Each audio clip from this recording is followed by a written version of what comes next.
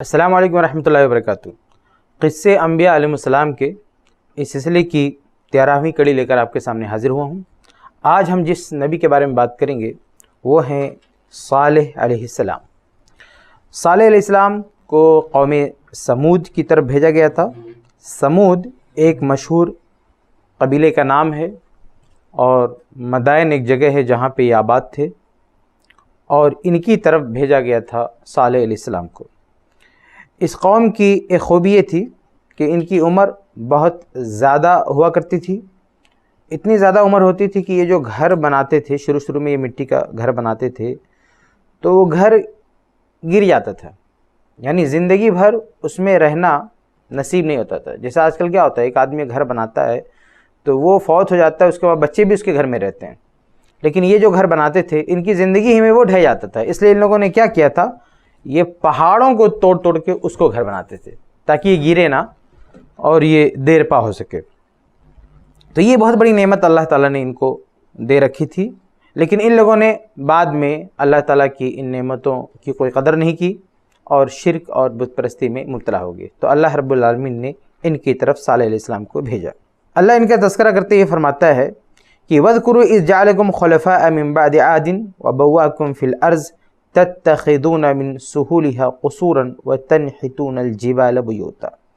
اللہ تعالیٰ کہہ رہا ہے کہ قوم عاد کے بعد تم یاد کرو کہ قوم عاد کو جو تباہ و برباد کیا گیا تو اس وقت تمہیں بچایا گیا تھا، تم ٹھیک ٹھاک تھے۔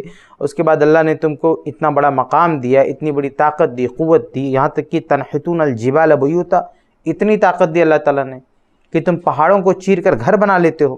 فاذکروا آلاء اللہ، اللہ کی نعمتوں کو یاد کرو۔ ولا تعثوا فی الارض مفسدین، اور زمین میں فساد برپا مت کرو۔ قال الذی استکبروا انا بالذی آمنتم بہ کافرون، لیکن اس قوم نے اس ہدایت کو قبول کرنے سے انکار کر دیا۔ قال الذین استکبروا، اللہ آگے کہتا ہے کہ جن لوگوں نے تکبر کیا، انا بالذی آمنتم بہ کافرون، وہ مومنوں سے کہتے تھے کہ تم جن چیزوں پر ایمان لائے ہو ہم اس کا انکار کرتے ہیں۔ اور انہوں نے اپنے نبی صالح علیہ السلام سے کیا کہا، سورہ ہود آیت 62 میں آپ دیکھیں، اللہ نقل کرتا ہے قالوا یا صالح قد كنت فینا مرجوا قبل هذا، کہ اے صالح علیہ السلام یہ جو بات آپ کہہ رہے ہیں اس سے پہلے ہمارے یہاں آپ کا ایک اچھا مقام تھا، آپ سے امیدیں وابستہ تھی، ہم آپ کو ٹھیک ٹھاک سمجھتے تھے۔ کہا اتنہانا ان نعبد ما یعبد آباؤنا، کہ تم ہمیں منع کر رہے ہو کہ ہمارے باپ دادا جن کی پوجا کر رہے تھے ہم ان کو چھوڑ دیں۔ وہی قوم عاد والا جواب قوم سمود کا بھی۔ اور یہ دیکھیے ہر برائی میں یہ چیز دکھ جاتی ہے، یہ جو تقلید کی بات ہے، آباء و اجداد کی روش کو نہ چھوڑنے کی بات ہے، یہ بہت بڑی برائی ہے۔ تو انہوں نے بھی وہی بات کہی کہ اتنہانا ان نعبد ما یعبد آباؤنا واننا لفی شک مما تدعونا الیہ مریب، کہ تم تو یہ کہہ رہے ہو کہ ہم اپنے باپ دادا کو چھوڑ دیں، تمہاری بات خود شک و شبہ والی ہے، ہم کیوں چھوڑ دیں اپنے باپ دادا کو۔ اللہ رب العالمین نے اور بھی کئی جگہ سورہ نمل آیت 45 سے 47 آپ دیکھیں، اللہ تعالیٰ کہتا ہے وَلَقَدْ أَرْسَلْنَا إِلَىٰ ثَمُودَ أَخَاهُمْ صَالِحًا أَنِ اعْبُدُوا اللَّهَ، ہم نے قوم سمود کی طرف ان کے بھائی صالح علیہ السلام کو بھیجا، أَنِ اعْبُدُوا اللَّهَ، کہ اللہ کی عبادت کرو۔ فَإِذَا هُمْ فَرِيقَانِ يَخْتَصِمُونَ، تو وہ جھگڑا کرنے لگے، الگ الگ گروہ میں بٹ کے۔ بلکہ آگے اللہ تعالیٰ نقل کرتا ہے کہ ان لوگوں نے صالح علیہ السلام کو نعوذ باللہ منحوس تک کہہ دیا۔ اللہ نقل کرتا ہے کہ قالوا اطیرنا بک وبمن معک قال طائرکم عند اللہ بل انتم قوم تفتنون، انہوں نے صالح علیہ السلام سے یہ بھی کہنا شروع کر دیا کہ یہ تو آپ کی نحوست ہے، آپ کی اور آپ کے ساتھ جو لوگ ایمان لائے ان لوگوں کی نحوست ہے کہ آج تم لوگ یہ کیا کہہ رہے ہو۔ لیکن صالح علیہ السلام نے کہا کہ اللہ فیصلہ کرے گا، اللہ جانتا ہے کہ حقیقت کیا ہے۔ اور آگے بڑھیں، سورہ شعراء آیت 154 آیت 156 میں اللہ تبارک تعالیٰ نے ذکر کیا کہ ان لوگوں نے صالح علیہ السلام سے نشانی طلب کی، معجزہ طلب کیا کہ اگر تم سچے ہو تو کوئی نشانی دکھاؤ۔ اللہ فرماتا ہے کہ ان لوگوں نے کہا ما انت الا بشر مثلنا، تم تو ہمارے جیسے ایک انسان ہو۔ فأتی بآیۃ ان کنت من الصادقین، اگر تم سچے ہو تو کوئی نشانی دکھاؤ، کوئی معجزہ دکھاؤ، کوئی نشانی دکھاؤ جو بتائے کہ تم سچے ہو۔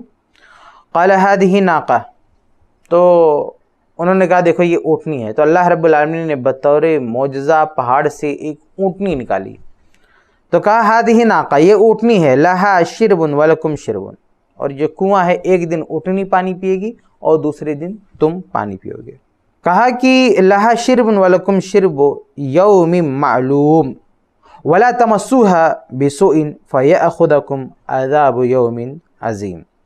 اللہ فرماتا ہے کہ یہ اونٹنی ہے، یہ نشانی ہے جو تم مانگ رہے ہو، کنویں سے ایک دن یہ پانی پیے گی، دوسرے دن تم پانی پیو گے، اور بعض روایت میں ملتا ہے کہ یہ ایک دن پورا پانی پی جاتی تھی اور پھر دوسرے دن اس اونٹنی کا دودھ سارے لوگ پیتے تھے، یہ بھی ایک نعمت تھی ان کے لیے۔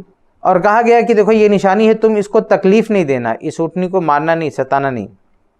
لیکن ان لوگوں نے کیا کیا؟ نشانی مانگا، نشانی دکھائی گئی، اس کے باوجود بھی کیا کیا؟ اس اونٹنی کو قتل کر دیا۔ اللہ نے نقل کیا، فرمایا فَعَقَرُوا النَّاقَةَ وَعَتَوْا عَنْ أَمْرِ رَبِّهِمْ وَقَالُوا يَا صَالِحُ ائْتِنَا بِمَا تَعِدُنَا إِن كُنتَ مِنَ الْمُرْسَلِينَ۔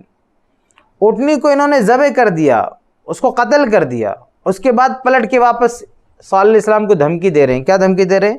کہ ائتنا بما تعیدنا ان کنت من المرسلین، اگر واقعی تم رسول ہو تو جو وعدہ کرتے ہو نا، جو دھمکی دیتے ہو کہ اللہ کا عذاب ہو جائے گا، لے آؤ اللہ کا عذاب۔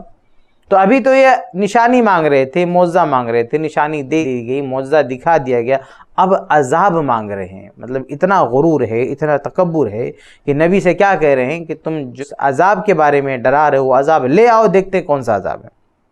اور صرف یہی نہیں بلکہ ان لوگوں نے صالح علیہ السلام کو قتل کرنے کا بھی پروگرام بنا لیا۔ اللہ اکبر، اللہ کے نبی کو جان سے مارنے کا بھی پروگرام بنایا۔